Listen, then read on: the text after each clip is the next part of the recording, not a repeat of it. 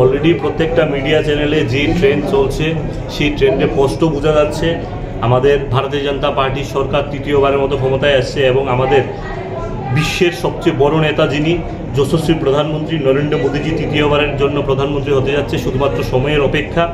এবং ভারতীয় জনতা পার্টি যখন থেকে ভোট পর্ব শুরু হয়েছে তখন থেকেই আমরা বলছিলাম যে ভারতীয় জনতা পার্টির নেতৃত্বে সরকার আবার বসবে ক্ষমতায় এবং ভারতীয় জনতা পার্টির যে আমাদের মোদিজির নেতৃত্বে যে প্রকল্পগুলো, গরিব কল্যাণ হিতে যে প্রকল্পগুলো, তারই রেজাল্ট এটা। এবং গরিবের স্বার্থে, সমাজের অন্তিম ব্যক্তির স্বার্থে যে ডেভেলপমেন্ট করা হয়েছে, সমস্ত রাজ্যে রাজ্যে যে ডেভেলপমেন্ট করা হয়েছে তারই রেজাল্ট আজকে টিভির পর্দায় দেখা যাচ্ছে। এবং তার সাথে সাথে আমাদের রাজ্যে দুইটা সিটে, আমাদের পশ্চিম আসনে আমাদের সবার প্রিয় যিনি বিপ্লব কুমার দেব দাদা, উনি প্রায় আমার কাছে যতটুকু খবর পাই 5 লাখের অধিক ভোটে অলরেডি ওনার লিড চলছে।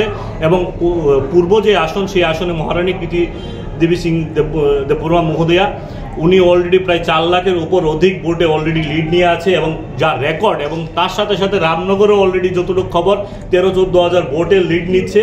এবং সারা দেশের সাথে সাথে আমাদের রাজ্যের যে রেজাল্ট এবং সারা দেশের সাথে আমরা কম্পিটিশন করব। আমরা প্রথমেই বলেছিলাম পূর্ব এবং পশ্চিম আমরা কম্পিটিশন করছি এবং আমাদেরকে ভারতীয় জনতা পার্টির পক্ষে এই রাজ্য এবং সারা দেশের মানুষ যে রায় দিয়েছে, আমাদের দায়িত্ব আরও বেড়ে গেছে। এবং প্রধানমন্ত্রীজির নেতৃত্বে আগামী দিনে আরও বেশি করে কিভাবে মানুষের কল্যাণ হিতে কাজ করা যায় সেই দিশায় আমাদের সরকার কাজ করবে।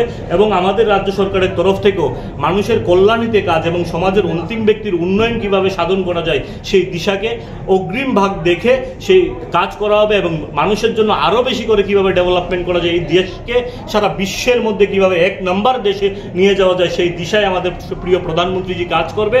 এবং রেজাল্ট আস্তে আস্তে দেখবেন বিরোধী পক্ষের সংখ্যা আরও কমে যাবে, কারণ কিছু কিছু আছে যে যারা অপপ্রচারও করছিল সকল থেকে, নির্বাচন কমিশনারকে দোষের কাঠগড়ায় দাঁড় করিয়েছিল এবং মানুষ গণদেবতারা ভোট বাক্সে সেই রেজাল্ট মাধ্যমে, ভোটের মাধ্যমে ভারতীয় জনতা পার্টির পক্ষে এবং আমাদের প্রধানমন্ত্রীজি তৃতীয়বারের মতন প্রধানমন্ত্রীর ক্ষমতায় বসছে, আসনে বসছে, সেটাই আজকের রেজাল্ট ট্রেন্ড দেখা যাচ্ছে।